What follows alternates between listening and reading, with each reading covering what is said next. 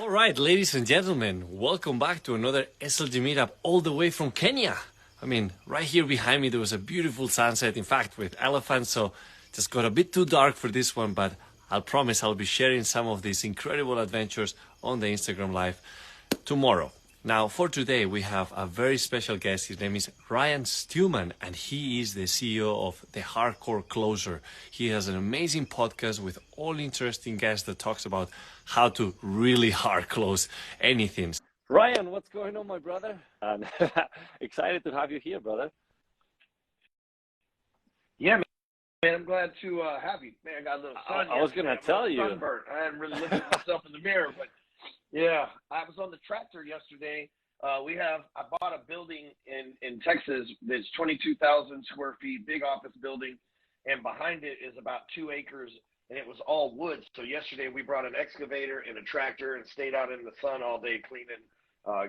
The woods up. Now it's all grass, or will be grass. Now it's so you're the hard closer, the hard worker, the hard everything. You go hard at it. That's me. Well, you know, the hardcore closer is not so much about maybe sales is these days as much as it is I just close deals. You know, we did a deal on this office building, and I needed to handle that as part of the deal. So they wanted like $30,000 to clean that out. I did it for free. You know, I borrowed a tractor from a friend, got another friend to bring their tractors, and one day later we're done. I mean, tell us a bit about yourself.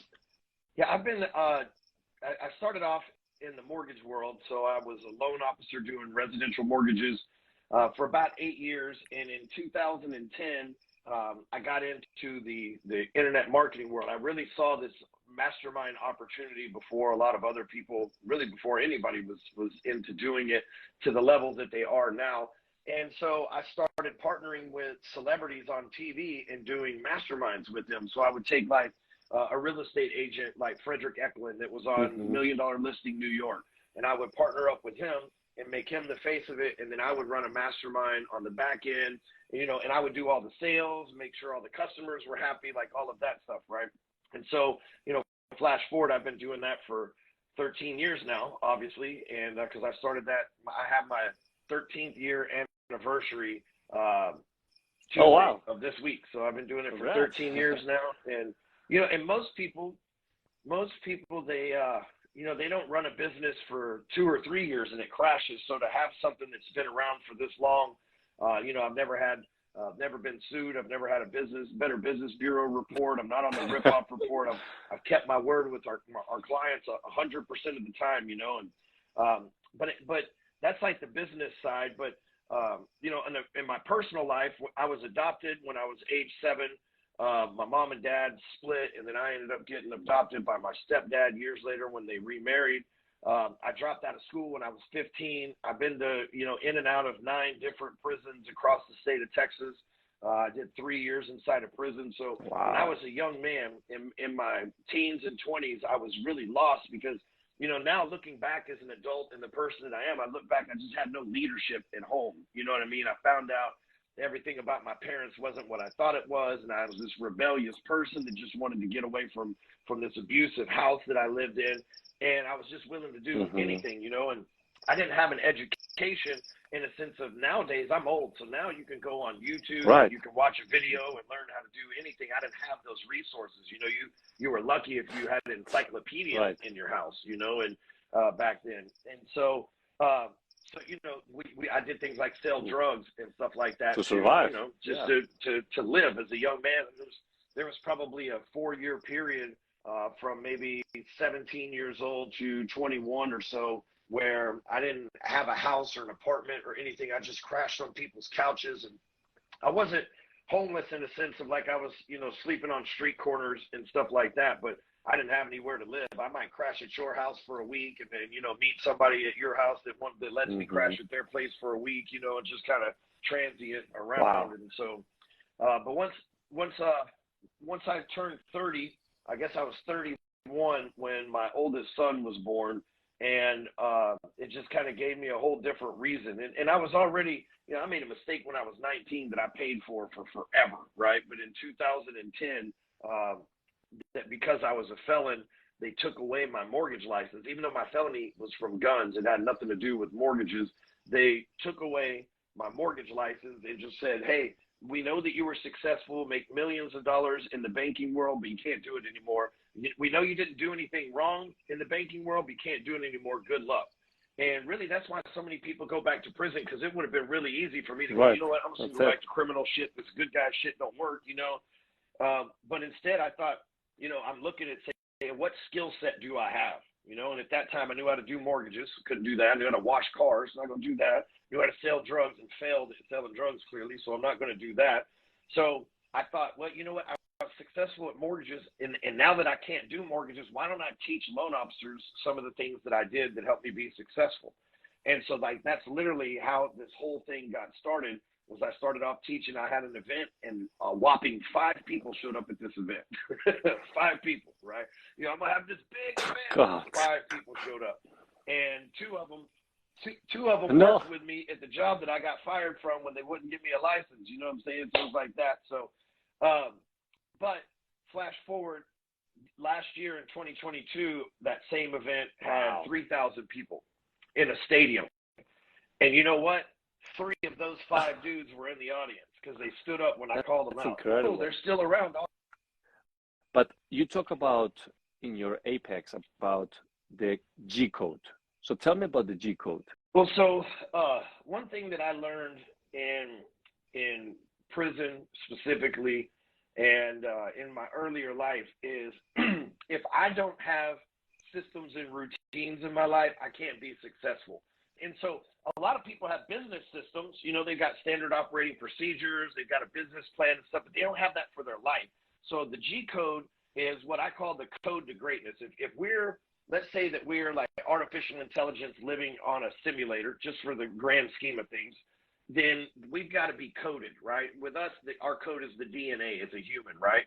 But we're coded for greatness. I don't believe God made us and God said, you know what, I want this person to be average. Yeah, you know what, exactly. Brian, just be average, right? No, God created us for greatness, but we get on this planet and temptation takes greatness away from us, right? Like temptation to eat food, have sex with the wrong people, surround yourself with the wrong friends, do drugs, all these things. Those temptations take us away from the greatest version of ourselves, not do the work, not all these other things, right? And so what I did was I created a process and a system to really extract that inner greatness that we all have. So the G code stands for the code to greatness.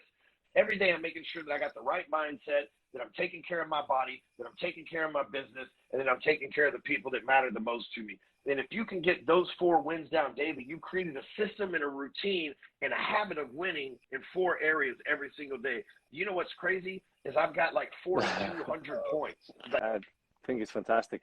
I wanted to ask you about the power of the mastermind, the power of the community, like how important it is for people to join a mastermind group. Well, you know, that's one thing that I was just saying about the G code is the group of people you spend your time with. You know, Jim Rohn said you become the average of the 5 people you spend the most time with. So once you start to really understand what Jim was trying to tell us, you understand how important it is that you pick the right 5 people to spend time with, right? If you have a spouse who's negative and doubts you and all this, and that's one of those 5 people, that's going to bring your average down. You can have 4 billionaire friends and then 1 negative person in your life, and they're going to bring that grading curve down. So it's important to have as many people in your life that are winning, that are doing what you want, that are at least encouraging you, right, to be who you want to be. So that's what I created. We've got Apex, which is 2,000 plus people, active paying members, and one of the biggest masterminds in existence. And I'm actually doing, I don't do very many webinars, like maybe 1 a year. And Tuesday next week, January 31st, I'm doing, I haven't made the announcement yet. I guess this is kind of the first announcement, but I don't do but maybe 1 webinar a year. But this year, I'm going to help people start their own mastermind.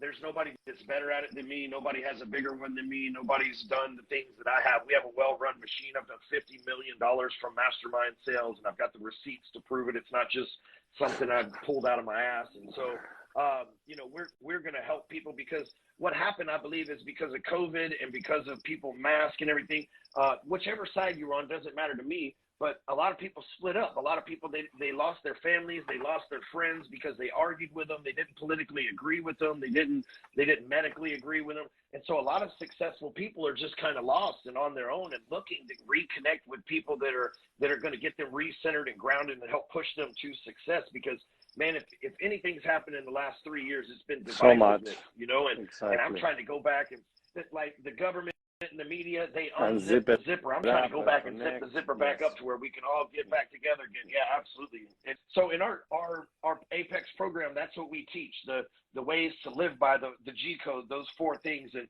we teach the ways to turbocharge your business, to turbocharge your relationships, to get your mind right. We have tons of people that have lost 50, 100, even more than 100 pounds in our program because, you know, our mission as this group is to represent what winning looks like at all times, so that when you see somebody that's an apex member, you're like, dude, that person's a winner. And you just know it. You know it. There's no doubt in your mind. When we walked in, there was 1,000 of us probably in that stadium in last June. Like, everybody could tell who was apex. They just by the way they carried themselves, the way they handled themselves, because we're all on that same mission. It's not to make Ryan good. It's not Ryan Stewman's inner circle. It's not any of that. It's like, we are apex. We are a movement trying to do good, you know. And last year we gave, I think, $600,000 to charity.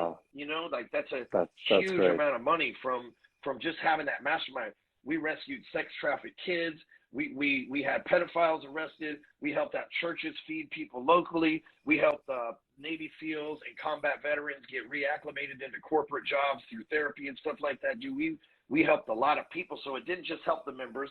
It didn't just financially benefit myself and the employees in the business, but it gave back to charities that made all the difference in the world. Wow. What's the biggest takeaway? I mean, something that for the audience that is listening or watching, if they want to transform their lives, what is something they can do today? You know, I wish I just had one thing, but if you want to transform your life, let me give you some free game. And I've done this since 2005. Okay, so I've been doing this for almost 20 years, for 18 years now. I read the Bible. Okay, and I know you're like, man, this guy cusses everything else, but inside this Bible, there's a specific book that I read every day, and it's called the Book of Proverbs. There's 31 chapters in Proverbs. So if you read one chapter a day, and it only takes like 2 minutes to read it. If you read one chapter a day, doesn't matter the translation, whatever, one chapter a day, every day of the month. Why would I do that? Okay, so why would I do that? The reason why I do that is the man who wrote the Book of Proverbs was a guy named King Solomon. King Solomon was the wealthiest person still to this day. It's disputable between Massa Musa and a couple other people, but one of the, if not the richest people to ever live. He had more women than anybody, had more money than anybody, had more success than anybody. And when he was at the height of his game, he wrote this business book about wisdom called Proverbs, right? And it's not easy to understand. And I've been reading this 6,800 times, and every day I get a new lesson from it. Every day I get a new, wow, that's for me. It's just so deep rooted. And every day I've been reading. A billionaire once told me to do this in 2005. I never stopped. And so if you wanted something, and it's not like you're going to do this tomorrow and it's going to change your life. It's not like you're going to do this, you're going to read the thing the first time, and you're going to go, oh, I got everything figured out. I'm telling you, for almost 20 years, I've been doing this and read this thing. And I say that because that, I believe, the principles and the wisdom, because in the book, in there, one of the first things King Solomon says is, the fear of the Lord is the beginning of wisdom. And if you will find wisdom and bind it around the tablet of your heart. So what he's saying is, if you could choose money, if you could choose bitches, you could choose money, you could choose cars, whatever, but if you'll choose wisdom first, if you'll seek wisdom first, all the other stuff will be a byproduct of it. So I've spent the last 20 years trying to seek wisdom, not education, not be smarter, but be wise according to the Lord. And man, it has been the one thing that has changed my life. And I know some people hear me like, this dude cusses, says he went to prison and everything else. Like, God knows who I am. I'm not going to show up there and be like, hey, did you like the person I pretended to be here on earth? No, he knows who I am, right? So I'm just going to be me, and I'm going to be real. That book has been a game changer for me. That's amazing. You're amazing. I definitely want to emphasize the importance of joining the right communities, on really applying what others that are succeeding, you can apply to yourself. So I want to bring you on board in things that we're doing, and for sure, whatever we can do to support, keep doing what you're doing. Thank you for your time. And dude, let's keep thriving, man. I'm excited. I appreciate you having me on, and if you need anything, hit me up and call. Take care, Ryan. Well, thanks, everybody.